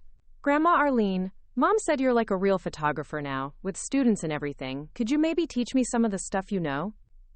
I want to take really good pictures for my application, not just random snapshots." His request touched me deeply because it represented genuine interest in learning from my expertise rather than simply asking for help with a task. We arranged to spend the following Saturday working together on his portfolio, and I found myself looking forward to sharing my knowledge with someone who was approaching photography with enthusiasm and respect. The portfolio session with Jake exceeded my expectations in every way. He arrived at my house early Saturday morning with his digital camera and a notebook for taking notes, demonstrating a level of preparation and seriousness that reminded me of my university students. We spent the morning working on technical fundamentals, covering composition principles, light management, and camera settings. Jake absorbed the information quickly and asked thoughtful questions that showed he was thinking about photography as both an art form and a skill that required practice and study. "Grandma, I never realized there was so much thinking involved in taking good pictures," he said as we reviewed his practice shots on the computer. "I always thought you just pointed the camera and clicked, but you're like planning everything beforehand." I explained my approach to anticipating moments and positioning myself to capture them effectively, using examples from his own birthday party photograph to illustrate how preparation and observation could combine to create powerful images. The afternoon session focused on portrait photography, with Jake practicing on me as we worked through different lighting setups and poses. His natural eye for composition impressed me, and I could see potential that reminded me of my own early development as a photographer. "You have real talent for this, Jake," I told him honestly. "If you decide to pursue photography seriously, I think you could develop into an excellent photographer with the right training and practice." His face lit up with pride at the compliment, and I realized that this was the first time I had been able to share my passion with a family member who was genuinely interested in learning rather than simply tolerating my enthusiasm. When Melissa arrived to pick up Jake that evening, she lingered longer than usual, asking to see the work we had accomplished during our session. As I showed her Jake's practice portfolio, I noticed that her responses were more engaged and appreciative than they had been in previous interactions about my photography. "Mom, these are really impressive," she said, studying one of Jake's portrait attempts. "I had no idea he had any interest in photography, but he clearly learned a lot from you today. Thank you for taking the time to work with him properly instead of just letting him mess around with the camera." Her acknowledgement felt significant because it represented recognition of my expertise and the value of formal instruction rather than casual picture taking. The fact that she trusted me to provide meaningful guidance to Jake suggested that her understanding of my capabilities had continued to evolve. As they prepared to leave, Jake asked if we could schedule regular photography lessons throughout the summer, and Melissa immediately agreed without any hesitation or concern about the time commitment involved. The easy acceptance of my role as his instructor felt like a quiet validation of the professional reputation I had been building. That night, I called Dorothy to share the day's events and my observations about the changing dynamics with my family. She listened with her characteristic blend of warmth and practical wisdom, offering insights that helped me process the significance of what had happened. "Arlene, what you're describing sounds like the beginning of respect," she said. "Not just tolerance or polite acknowledgement, but genuine respect for your knowledge and abilities. That's what happens when people see you operating from a position of confidence and expertise rather than constantly seeking their approval." She paused, then continued with gentle directness. "The question is whether you're prepared to maintain this new dynamic, even if they revert to old patterns. It's easy to respect someone when other people are celebrating them, but the real test comes when the external validation isn't as obvious." Dorothy's observation was astute and important. I had been enjoying the recent improvements in my family relationships, but I needed to ensure that my sense of self-worth remained independent of their approval, even as I appreciated their growing recognition of my accomplishments. The following week brought news that reinforced Dorothy's point about maintaining independence from family validation. Dr. Whitman called to inform me that the university was offering me a permanent position teaching evening photography workshops, with the possibility of developing additional courses based on my areas of expertise. Arlene, the student evaluations from your sessions have been extraordinary, she explained. They consistently praise your ability to combine technical instruction with practical wisdom about working with people. We'd like to formalize your role and provide you with the support and resources to expand your teaching. The offer included a modest but regular salary, access to university resources, and the opportunity to mentor individual students who showed exceptional promise. It represented recognition at a level that felt almost surreal compared to where I had been just 1 year earlier. I accepted the position enthusiastically, knowing that it would provide both financial security and intellectual stimulation that could sustain me for years to come. The work aligned perfectly with my interests and values, while offering opportunities for continued growth and learning. That evening, I decided to call Melissa and share the news about my university appointment. Her response was notably different from her reactions to my earlier achievements, demonstrating what seemed like genuine pride and excitement about my success. Mom, that's incredible! A permanent teaching position at the university? I'm so proud of you. I had no idea when we were growing up that you were capable of something like this. It's amazing how much you've accomplished once you started pursuing your photography seriously. Her comment about not realizing my capabilities during my children's growing up years stung slightly, but I chose to focus on the positive aspects of her response rather than dwelling on the missed opportunities of the past. Thank you, sweetheart. I'm excited about the opportunity to work with more students and develop new courses. It feels good to be able to contribute my experience to help others develop their skills.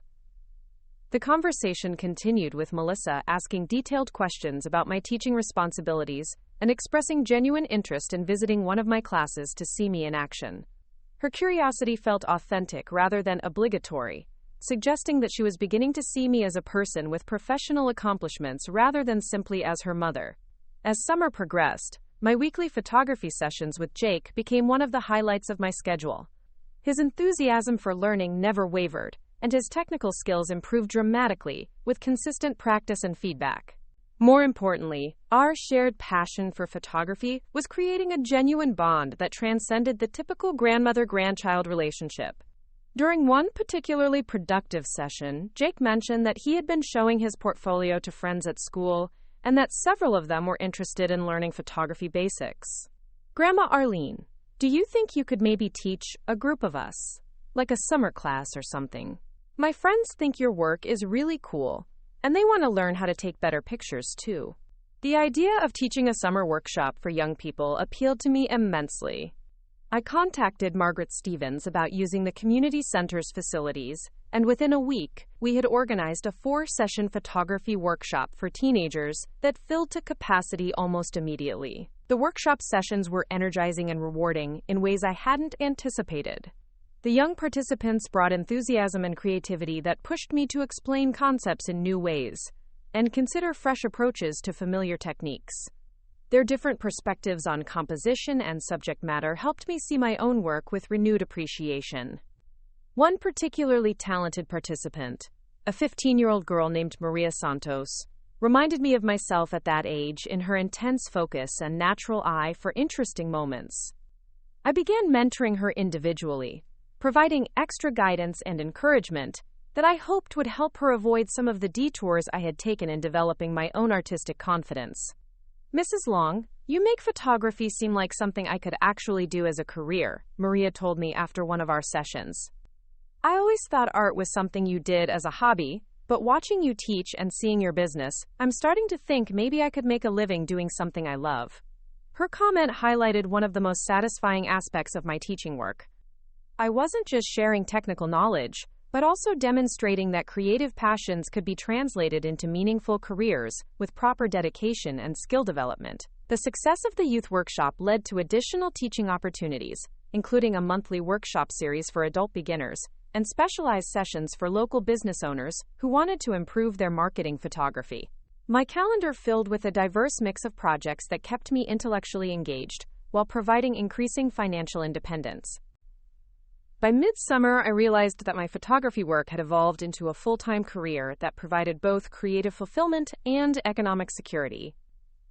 The transformation from dismissed hobbyist to respected professional had happened gradually but decisively, changing not only how others saw me but how I understood my own capabilities and potential. The changes in my family relationships continued to develop in positive directions as well. Melissa began calling more frequently, not just to coordinate logistics, but to share news about her work and ask for advice about various challenges she was facing. Her tone in these conversations was notably different from our previous interactions, reflecting what seemed like genuine interest in maintaining a closer relationship. Tommy, my younger grandson, had also begun showing interest in my photography work, though his approach was more casual than Jake's serious study. He enjoyed looking at my equipment and asking questions about how cameras worked, and I began teaching him basic concepts during family visits. "Grandma Arlene, when I get older, will you teach me to take pictures like you taught Jake?" he asked during one of these informal sessions. "I want to learn how to make the really good ones that look like art." His request felt particularly meaningful because it represented voluntary interest rather than assigned activity. The fact that both boys were choosing to engage with my photography work suggested that they were beginning to see it as something valuable and worthwhile, rather than just their grandmother's peculiar hobby. The autumn brought an opportunity that felt like the culmination of everything I had been working toward over the past year. The State Arts Council announced a grant competition for community-based photography projects, and Margaret Stevens encouraged me to apply for funding to expand the historical documentation work to include a broader range of community members. I spent several weeks developing a comprehensive proposal for a project that would create a visual archive of Millbrook's diverse population, capturing not only elderly longtime residents but also newer community members, young families, local business owners, and anyone else who wanted to contribute their story to the town's ongoing narrative. The project would combine individual portraits with group photographs that showed connections between different generations and backgrounds, creating a comprehensive picture of community life that could be preserved for future historians and residents. The grant would fund equipment, printing costs, and a community exhibition that would celebrate the diversity and character of our town. Writing the grant proposal required me to articulate my vision and methodology in formal academic language, a challenge that pushed me to think more deeply about my approach to community photography and its broader significance. The process felt like the natural evolution of work that had begun with simple family snapshots and grown into something with genuine cultural value. When I submitted the application, I felt proud of both the quality of my proposal and the body of work I had created that supported my candidacy. Regardless of the funding outcome, the process had helped me understand that my photography had evolved far beyond personal documentation to become a form of community service and cultural preservation. The grant notification arrived on a crisp October morning, and I felt my hands trembling slightly as I opened the official envelope. The words, "Pleased to inform you that your proposal has been selected for funding," seemed to leap off the page, followed by details about the award amount and implementation timeline.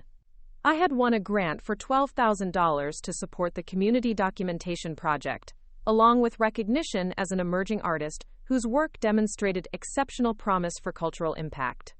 The award represented not only financial support but also official acknowledgement that my photography had achieved professional significance at the state level. My first call was to Patricia, who had been following my grant application process with encouraging interest. Her reaction was one of pure jubilation, and she immediately began planning a celebration gathering for the photography club members who had supported my development from the beginning. "Arlene, this is extraordinary validation of everything you've accomplished," she said. "You've gone from being dismissed as overly dramatic about family photos to receiving state recognition for your artistic and cultural contributions. The transformation has been remarkable to witness." Her words captured the irony that I had been pondering since receiving the grant notification. The same passion for documenting and preserving meaningful moments that had once been criticized as excessive was now being celebrated and funded as valuable community work.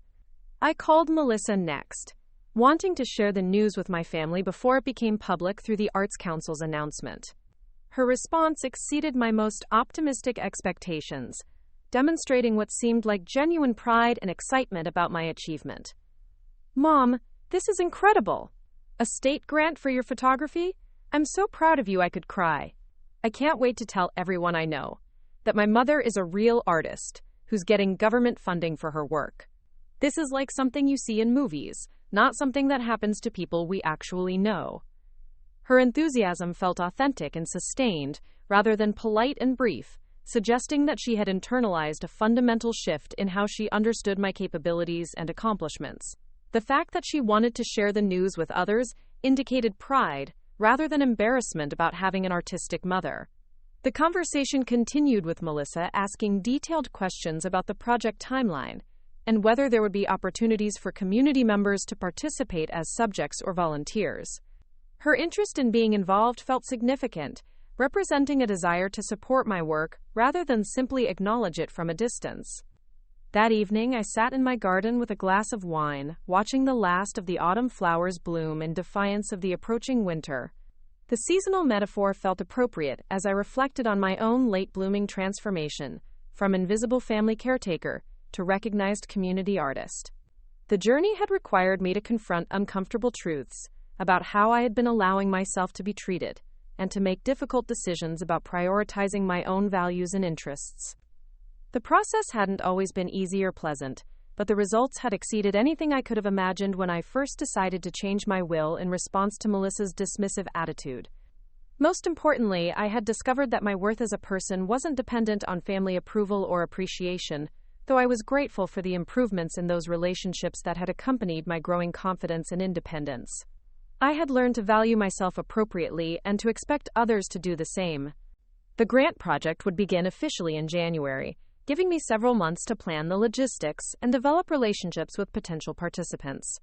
I envisioned creating not just individual portraits but also collaborative group photographs that would capture the connections and interactions that made Millbrook a genuine community, rather than just a collection of individual residents.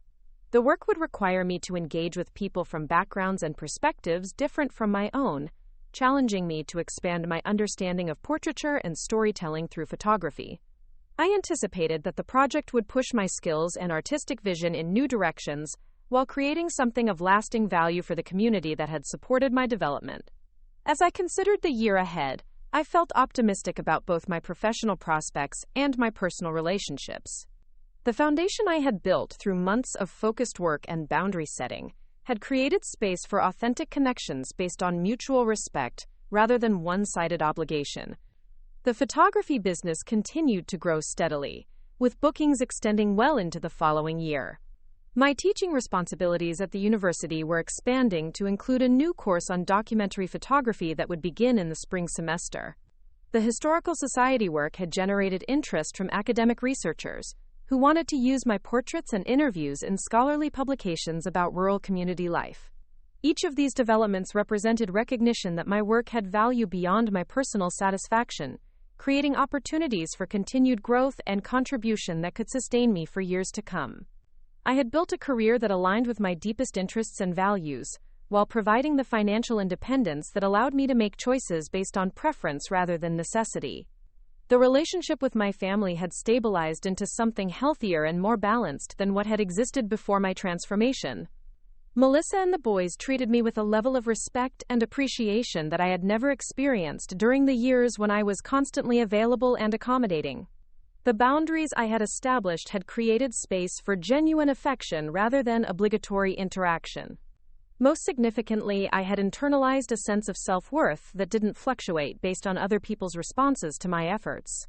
I could appreciate their improved behavior without depending on it for my emotional stability, and I could continue to love them while maintaining standards for how I expected to be treated. The changed will remained in place, reflecting my commitment to ensuring that my legacy supported people and causes that aligned with my values. The photography equipment, archives, and business assets would go to organizations that would preserve and continue the work I had started. The financial resources would support artistic education and community documentation projects that reflected my belief in the power of visual storytelling to preserve and celebrate human experience. If Melissa's respect for my work proved genuine and lasting, there would be time to consider adjustments to these arrangements. But for now, I was content, knowing that my life's work would continue through institutional support for the values and causes that had given my later years such meaning and purpose. Winter settled over Millbrook with the quiet beauty that I had learned to capture through my camera, and I found myself looking forward to the new year with anticipation rather than resignation. At 69, I was beginning what felt like a second career and a renewed sense of identity that honored both my accumulated wisdom and my continuing capacity for growth and contribution. The woman who had once been told she was too dramatic about family photos had discovered that there was no such thing as being too passionate about preserving and celebrating the moments that make life meaningful. Her drama had become art, her obsession had become expertise, and her dismissed concerns had become a foundation for work that would outlast her own lifetime. The transformation had been worth every moment of discomfort and uncertainty, proving that it's never too late to honor your authentic self and demand the respect you deserve. Sometimes the most powerful response to being undervalued is simply to find people who can see your true worth and build a life that reflects your deepest values and capabilities. The story was far from over, but the foundation had been laid for whatever chapters were yet to come. And this time, I would be writing those chapters according to my own vision, rather than trying to earn approval from people who had never learned to appreciate what I had been offering all along. The spring exhibition at the Millbrook Community Center had drawn visitors from across 3 counties, transforming the familiar space into a gallery that buzzed with conversation and appreciation for local artistic talent. As I stood before the centerpiece display, a collection of 15 photographs from my grant-funded community documentation project, I felt a profound sense of completion that went far beyond professional accomplishment. The portraits surrounding me told the story of Millbrook's diverse population, through faces that ranged from Harold Kowalski's weathered features to Maria Santos's youthful determination, from the calloused hands of local farmers to the bright eyes of children who represented the town's future. Each image captured not just physical appearance, but something essential about the subject's character and connection to our shared community. Dr. Whitman stood beside me, studying the photographs with the practiced eye of someone who understood both technical excellence and artistic vision. "Arlene, what you've created here transcends documentation," she observed. "These images constitute a visual history that will have value for generations of researchers, residents, and artists who want to understand what life looked like in small-town America during this particular moment in time." Her words carried weight, because they came from someone whose expertise I had come to respect deeply over the months of our professional relationship.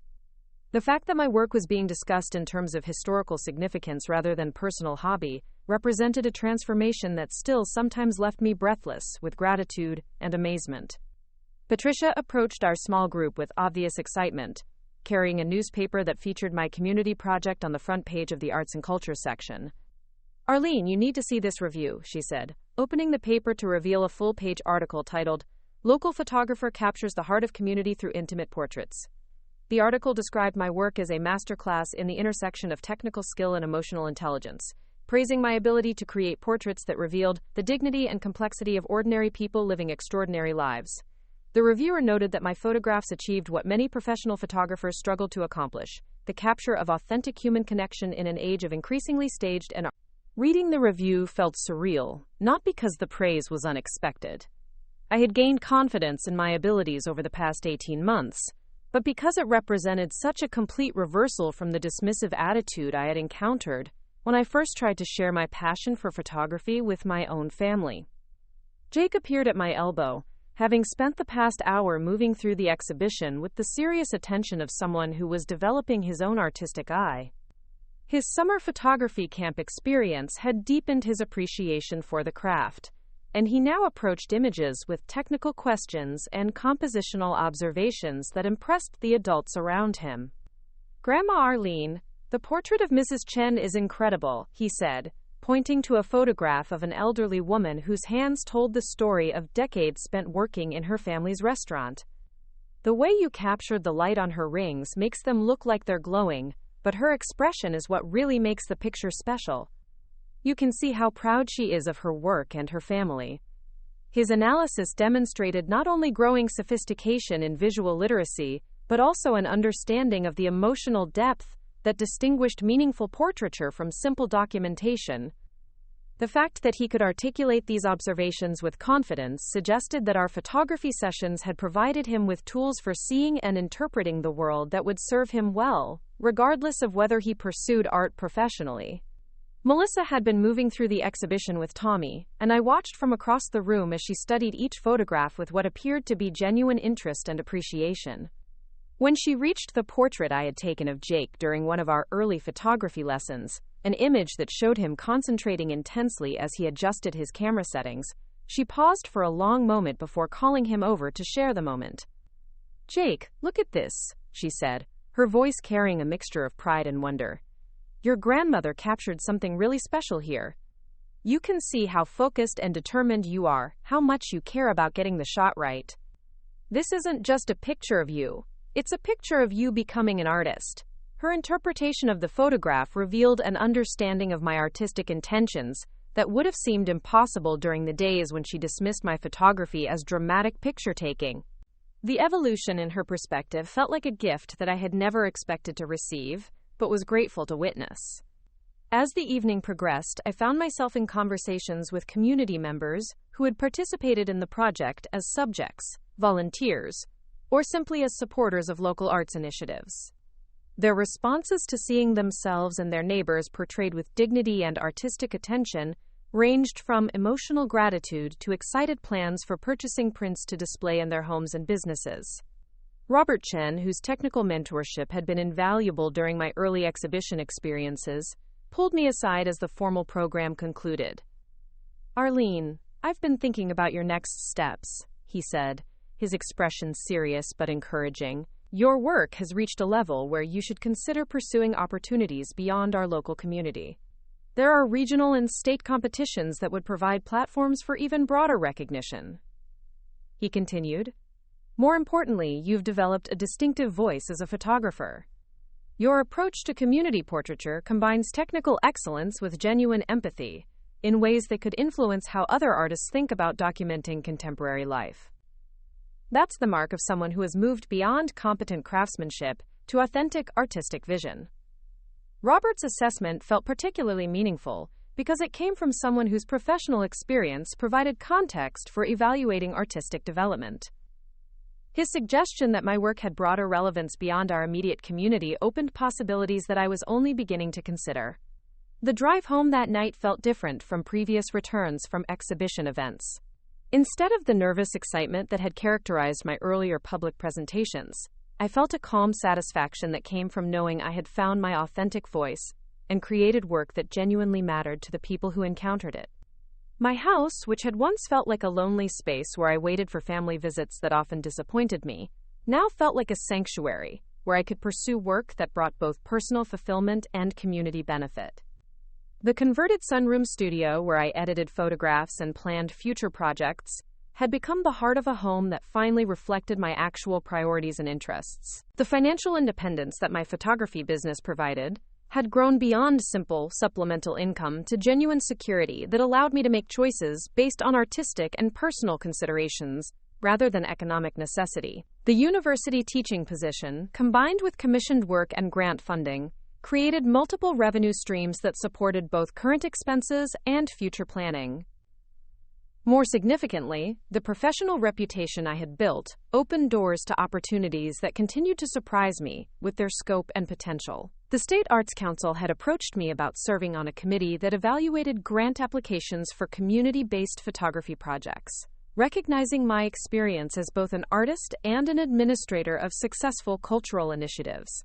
A regional gallery had inquired about the possibility of a solo exhibition featuring my community documentation work, which would represent the kind of professional recognition that I had never imagined possible when I first picked up a camera to photograph my young daughter's birthday parties decades earlier. The teaching component of my work had expanded beyond formal university courses to include workshops for professional development organizations, mentorship of individual artists who sought guidance in developing their portrait photography skills, and consultation with other communities that wanted to implement similar documentation projects. Each of these opportunities reinforced my understanding that the passion I had once been told was excessive had actually been the foundation for work that could make meaningful contributions to artistic education, cultural preservation, and community building.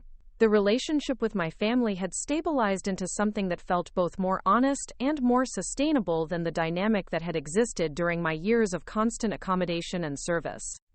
Melissa's respect for my work and achievements appeared to be genuine and lasting, based on observable evidence rather than temporary adjustment to external validation. Our conversations had developed a quality of mutual interest that had been missing during the years when I was primarily a provider of services, rather than a person with independent accomplishments worth discussing. She asked thoughtful questions about my projects and offered insights from her own professional experience that suggested she saw me as a peer rather than simply as her mother. The boys' engagement with my photography work had continued to deepen, with Jake pursuing increasingly sophisticated projects that challenged him to apply technical skills to personal artistic vision. Tommy had begun requesting photography lessons of his own, approaching the subject with characteristic enthusiasm and creativity that reminded me of my own early discovery of the medium's possibilities. These developments felt rewarding, not because they provided the family appreciation I had once desperately sought, but because they represented authentic connections based on shared interests and mutual respect. The foundation of self-worth I had built independently of family validation allowed me to enjoy their improved behavior without depending on it for emotional stability. The changed will remained in place, though I had begun to consider whether some modifications might be appropriate given the positive evolution in family relationships. The decision would require careful thought about whether the improvements represented temporary adjustments or genuine long-term changes in values and behavior. For now, I was content knowing that my legacy was structured to support people and institutions that had demonstrated consistent appreciation for my contributions and alignment with my values. The photography equipment and archives would go to organizations that would preserve and continue the work I had started, ensuring that decades of documentation and artistic development wouldn't be lost or dismissed. The financial resources that would support artistic education and community projects reflected my belief that creative expression and cultural preservation deserved investment and encouragement. If my family members ultimately proved worthy of inheritance through sustained demonstration of respect and appreciation, there would be opportunities to adjust these arrangements. But the primary legacy I wanted to leave was the example of a woman who had refused to accept dismissive treatment and had built a life that honored her authentic interests and capabilities. The story of transformation from invisible family servant to recognized community artist could inspire other people who felt undervalued or trapped by others' limited expectations. The photography club had become a central part of my social and professional life, providing both friendship and intellectual stimulation that enriched every aspect of my work. Patricia's leadership had created an environment where members supported each other's artistic development, while challenging each other to pursue increasingly ambitious projects. Our weekly meetings had evolved to include guest speakers, group critiques, and collaborative projects that connected our individual artistic practices to broader conversations about the role of photography in documenting and interpreting contemporary life. The relationships I had formed through this community felt like the kind of authentic connections I had been seeking without knowing how to find them. Dorothy's friendship continued to provide wisdom and perspective that helped me navigate the ongoing process of maintaining boundaries while remaining open to positive change in family dynamics. Her own journey toward independence and self-advocacy served as both inspiration and practical guidance for decisions about balancing personal needs with family obligations. Gloria's warm encouragement and cultural insights had helped me understand that my transformation reflected broader patterns of women learning to value themselves appropriately, rather than accepting whatever treatment others chose to provide. Her perspective on the importance of mutual respect in all relationships had influenced how I approached both family interactions and professional collaborations. The network of relationships I had built through my photography work extended far beyond Millbrook to include artists, educators, community leaders, and cultural institutions across the region. These connections provided both personal enrichment and professional opportunities that continued to expand my understanding of what was possible through dedicated artistic practice. The grant-funded community documentation project had generated interest from academic researchers who wanted to include my portraits and interviews in scholarly publications about rural American life. The possibility that my work might contribute to academic understanding of contemporary community dynamics felt like validation of both artistic and sociological significance. Several other towns had requested consultation about implementing similar documentation projects. Recognizing the value of preserving the stories and faces of longtime residents before those connections to local history were lost. My experience had positioned me as something of an expert in community-based portrait photography, a role that carried both opportunities and responsibilities I was eager to embrace.